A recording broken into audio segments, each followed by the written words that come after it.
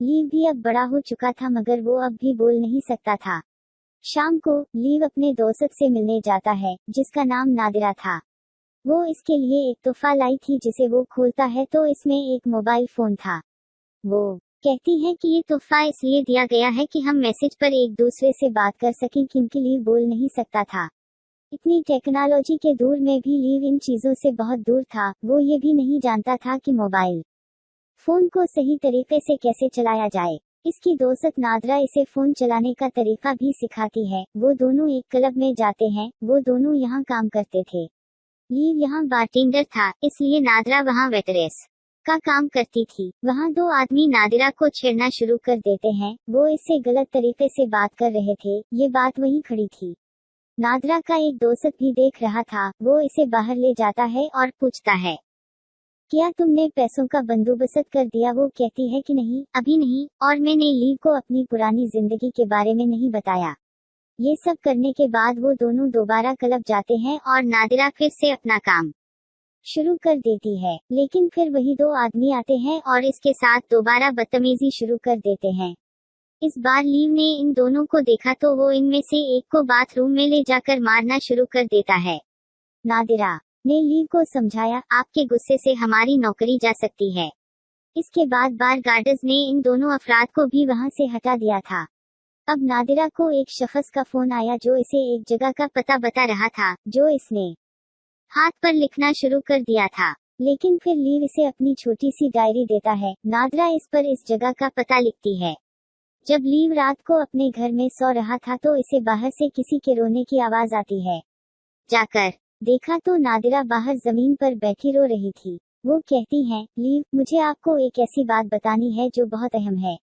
फिर लीव इसे अपनी छोटी डायरी में लिखता है और इससे कहता है कि मेरी जिंदगी में तुमसे ज्यादा अहम कोई चीज नहीं है। वो कहती है, लीव, आप मेरे बारे में कुछ नहीं जानते। और ये कहते हुए वो वहाँ से जाने लगी। दूसरी तरफ दो सर्जन कैक्टस और इसके एक साथी को देखते हैं जो वहाँ एक डंडे की सर्जरी कर रहे थे जिसे 5 बार गोली मारी गई थी। दरअसल वो ब्लैक मार्केट में एक बड़े आदमी के लिए काम करता था जिसका एक बहुत बड़ा हैकनक का शुबा था। मगर अब कैक्टस इस काम को छोड़कर अपनी बेटी को यहाँ से ले जाना चाहता था। इसीलिए इसने अपने बास से कहा कि वो इसकी और इसकी बेटी की जाली आईडी बना दे। कैक्टस ने इस गुंडे के साथी से पूछा जो वहाँ गोलियां बरसा रहा था, आपका बास कब तक मेरे लिए काम करेगा? वो कहता है, बहुत जल्द। लीव इस वक्त कैक्टस के पास आता है जब वो एक काफी शॉप में काफी पी रहा था। वो कहता है, जिन दो आदमियों से तुम बार में लड़े वो यहाँ एक बहुत बड़े आदमी के लिए काम करते हैं। अगर आपने आइंदा किसी भी तरह से इनसे लड़ने की कोशिश की तो आप बच नहीं सकेंगे। लेकिन इसे इससे बिल्कुल भी फर्क नहीं पड़ता और लीव वहाँ से चला जाता है। बार में आता है तो देखता है कि नादरा बार में नहीं आई थी। कुछ देर बाद वही दो आदमी वहाँ आते हैं। जिन लोगों ने पहले नादरा से बदतमीजी की थी वो बार से लीव के सामने खड़े होकर नादरा के बारे में गलत बातें करते हैं।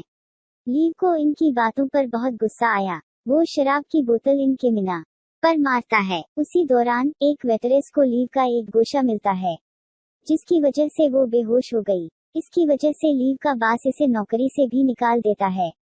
लीव घर जाने के बाद बहुत नाराज था। वो नादरा को मैसेज करता है कि तुम कहाँ हो, जवाब नहीं आता। अब लीव इसकी तस्वीर खींचता है और इसे सड़कों पर ढूंढने निकला है। रास्ते में इसे नादिरा की सहेली नजर आती है जो कहीं जा रही थी। लीव इसका पीछा करता है और इस मकाम पर पहुंच जाता है। वो नादिरा से पूछता है। इसका दोस्त इसे कहता है कि वो तुम्हें छोड़कर चली गई है, उल्टा वो तुमसे कुछ छुपा रही थी। सब कुछ जानने के बाद लीव इसके घर आता है जहां इसने अपने फोन पर नादिरा का मैसेज देखा, मैं हैकर के हाल में हूँ। जब वो वहां जाता है तो नादिरा को वहां नहीं मिलता। लेकिन नादिरा से बदतमीजी करने वाले सिर्फ 2 आदमी थे। वो यहाँ मुलाजमत करता था। वो इन दोनों आदमियों के पास आता है और नादिरा के मुतालिक पूछता है। वो इस पर गुस्सा करते हैं और बोली, तुम यहाँ क्यों आए हो, चले जाओ यहाँ से, हमें नहीं मालूम कि वो कहाँ है। फिर लीव को अपनी डायरी याद आ गई जिसमें नादिरा ने एक आदमी का एड्रेस लिखा था। अब इसने जल्दी से अपनी डायरी पर लिखा एड्रेस पढ़ा जिससे इसे पता मालूम हो जाता है। वो जल्दी से वहां पहुंचता है।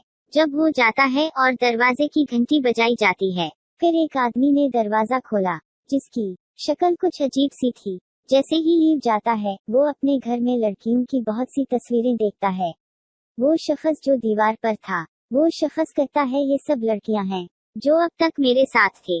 फिर लीव को एक तस्वीर नजर आती है जिस पर नादिरा लिखा था। वो शख्स कहता है ये लड़की, मैं किस आदमी के साथ हूँ। वो शख्स समझ रहा था कि लीव इससे पैसे लेने आया है और इसे उसी शख्स ने भेजा है जो इसके पास लड़कियां भेजाता था। इस शख्स को बहुत गुस्सा आता है जब वो नादिरा के बारे में बात कर रहे थे, इसलिए वही पैसे मीना में डालता है और बहुत मारता है। अब वो होटल में एक ही आदमी के पास आ चुका था जिसने नादिरा को वहां भेजा था। वो इस शख्स से पूछता है कहाँ है नादिरा। वो कहता है मैं नहीं जानता। फिर लीव इस आदमी को अपनी डायरी पर लिखकर बताता है क्या आपका बॉस जानता है कि आप पैसे कमाने के लिए इसकी वेटरेस को गलत तरीके से इस्तेमाल करते हैं। अलिफ है नादिरा का नक्शा जो इसने इस शख्स के घर से हासिल किया था।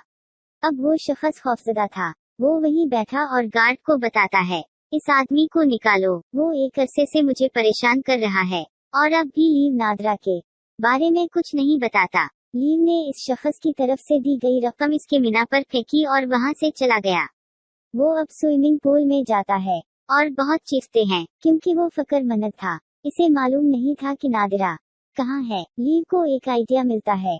वो अब एक मशीन पर जाता है जो नंबर ट्रेस कर सके। लीव जानना चाहते थे क्या वाकई नादिरा का ये पैगाम है या किसी और को। जब वो इस मशीन में नादिरा का नंबर टाइप करने लगता है, फिर वो मशीन इसे नंबर बताने को कहती है, लेकिन बेचारा लीव बोल ना सका, इसलिए वो पास खड़े आदमी की तरफ इशारा करता है जो वहाँ कोई गेम खेल रहा था। इसने इसे समझाते हुए कहा कि मैं बोल नहीं सकता, क्या तुम मेरी मदद करोगे। जब वो शख्स नंबर कहता है, फिर मशीन एक एड्रेस बताती है। अब लीव जल्दी से इस पते पर चला जाता है जहां वो एक लड़के से मिलती है। वो इसे अपने साथ अंदर ले गया और जाकर इसकी वह हटा लेता है। तो यहाँ लीव को पता चलता है कि ये नादिरा की सहेली थी और वो तस्वीर जिस पर नादिरा लिखा था वो भी इसकी थी। नादिरा की सहेली अब इसे कहती है कि इसे पैसे चाहिए थे और उसी लिए वो और मैं ये काम किया करते थे। ये कहकर नादिरा की सहेली ने कहा बरक़ी झटका। लीव वहाँ से चला जाता है। लीव वहीं बेहोश हो जाता है। वहाँ कैक्टस का मालिक एक आदमी को इसके पास लाया जिसको इसने बहुत मारा था। कहता है कि मैं सोचता हूँ वो हमसे कुछ छुपा रही है और आपको इस बारे में जल्द ही मालूम करना होगा, इसलिए कि वो एक ही आदमी था जिनसे लीव की मुलाकात कुछ देर पहले होटल में हुई थी। कैक्टस के बास का कहना है कि अब जा रहे हैं, आप मेरा काम कर दें, मैं तुम्हारा काम कर दूंगा। आपके जाली कागजात कल तक बन जाएंगे और यहाँ हम तलाश करते हैं। कैक्टस सिर्फ सर्जन ही नहीं था, वो भी एक बहुत खतरनाक गंदा था। जैसे ही इसका बास वहाँ से चला गया, वो इस शख्स को अजियत देना शुरू कर देता है, इसको बहुत मारता है। दूसरी जानिब लीव ने नादिरा की वालिदा का पता ढूंढ लिया था किताब से, जिस पर नंबरों के साथ साथ एड्रेस भी लिखा हुआ था। वो अब अपने घर चला जाता है जहाँ नादिरा की माँ इसको और इसकी वीडियो दिखाता है। वो वीडियो देखकर बहुत दुखी हुई मेरी बेटी। नादिरा कहती हैं, मुझे आपके बारे में बताया था। यहाँ नादिरा की वालिदा लीव को एक बात बताता है कि नादिरा शादीशुदा थी और इसकी एक बेटी भी थी। इसके शौहर कैक्टस हैं। कैक्टस खराब काम में था, इसीलिए वो नादिरा को बहुत मारा पीटता था और इसने अपनी बेटी को साथ लिया। ये शहर छोड़कर वो किसी दूसरे शहर जाना चाहती थी जहाँ वो सुकून से रह सकती थी। यही वजह है कि वो पैसे कमा रही थी। ये सब सुनकर लीव को अब कैक्टस के बारे में शक था। वो सोचता है नादिरा के लापता होने के पीछे भी इसका हाथ होगा। अब हमें यहाँ कुछ पुराना वक्त दिखाया गया है जब कैक्टस ने नादिरा को अगवा कर लिया था। हमने देखा कि नादिरा कब लीव के घर आई थी। इस वक्त कैक्टस भी वहाँ छुपा हुआ था। वो लीव के घर आया और इनकी चाय में बेहोशी की दवाई मिला देते हैं और जब वो चाय पीने के बाद बेहोश हो गए थे तो लीव ने नादिरा को उठा लिया और इसे अपनी गाड़ी में बिठा कर ले आया। अब किस्सा हाल की तरफ आता है जब कैक्टस बैठा हुआ था, अपने साथी के साथ पार्टी कर रहा था। फिर जाते हुए इसका साथी इसे कहता है कि मैं वही था जो लीव को नादिरा कहकर पैगाम दे रहा था, यानी वो पैगाम जो लीव के पास आ रहा था। इसकी शादी भी कैक्टस से हो रही थी। ये सुनकर कैक्टस को गुस्सा आ गया क्योंकि इसने इसे इस बारे में कुछ भी नहीं बताया था। वो वहाँ से गुजरता है किसी दुकान से। वो बगैर पैसों के कोई चीज उठाकर खाता है पीछे से एक चौकीदार आया। कौन कह रहा था, जनाब आपको इसकी कीमत चुकानी पड़ेगी। मगर कैक्टस गुस्से में इसने चाकू निकाला और गार्ड को धमकी दी। लेकिन जब इसका साथी इसे रोकने के लिए आता है, फिर इसके चेहरे पर घूंसा भी मारता है और मार देता है। जब लीव अपने घर पर था, इसने नादरा के नंबर पर मैसेज किया और पूछा, मुझे कैक्टस कहाँ मिलेगी। वहाँ इसका जवाब आता है, जहाँ पहले आप काम करते थे। बार में का मतलब है।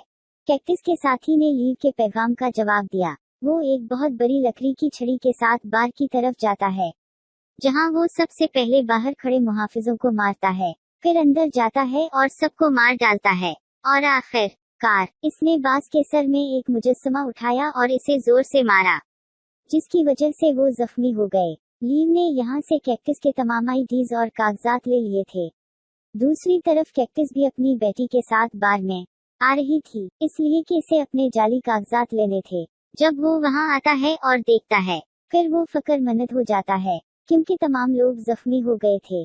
जब वो अपने मालिक के पास जाता है, फिर जख्मी हालत में बताता है, लीव यहाँ आए थे, इसने सबके साथ ऐसा किया है। अब वो जल्दी से अपने घर की तरफ चल पड़ा, क्योंकि वो जानती थी कि लीव को इन कागजात से अपने घर के बारे में मालूम हुआ होगा।